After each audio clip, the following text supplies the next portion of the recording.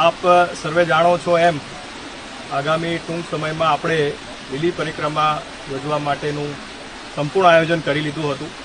ગઈ 25મી તારીખે અમારી ટીમ દ્વારા પણ નિરીક્ષણ કરવામાં આવ્યું હતું, પરંતુ ત્યારબાદ જે વરસાદની પરિસ્થિતિ નિર્માણ થઈ છે અને એના લીધે પરિક્રમાના જે પણ રૂટ છે એ ધોવાઈ ગયા છે. કાદવ કીચડ ખૂબ મોટા પ્રમાણમાં થઈ ગયું છે.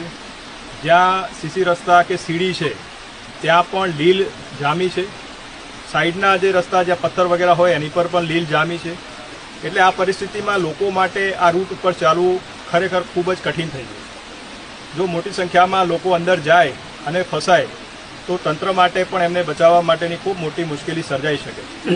એટલે જે છેલ્લી પ્રેસ કોન્ફરન્સ કરી હતી ત્યારે મેં આપ સર્વેને જણાવ્યું હતું કે આપણે 31 તારીખ સુધી આમાં રાહ જોઈએ, ત્યારબાદ જે પરિસ્થિતિ હોય એ જોઈ અને નિર્ણય કરશું.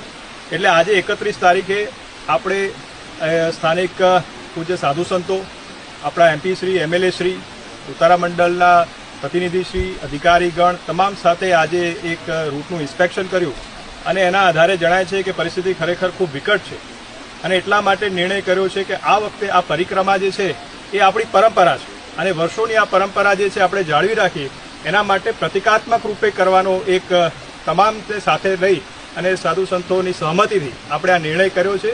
એટલે મારી ખાસ વિનંતી છે કે આ વખતે આપણે આ પરિક્રમાને માત્ર પ્રતિકાત્મક રૂપે જ કરીએ અને જે પણ લોકો આમાં આ પરિક્રમામાં આવવાનું આયોજન કરી રહ્યા હતા એમને મારી બે હાથ જોડીને નમ્ર વિનંતી છે કે આપ આ આયોજન છે એ હાલ પૂરતું જે છે એ આ વર્ષ પૂરતું આપ ટાળશો અને અત્રે જે વહીવટીતંત્ર વ્યવસ્થા કરે છે, જે વ્યવસ્થા ઊભી કરી રહ્યા છે એમાં આપને સહકાર આપશો એવી મારી આપ સર્વેને નમ્ર વિનંતી છે.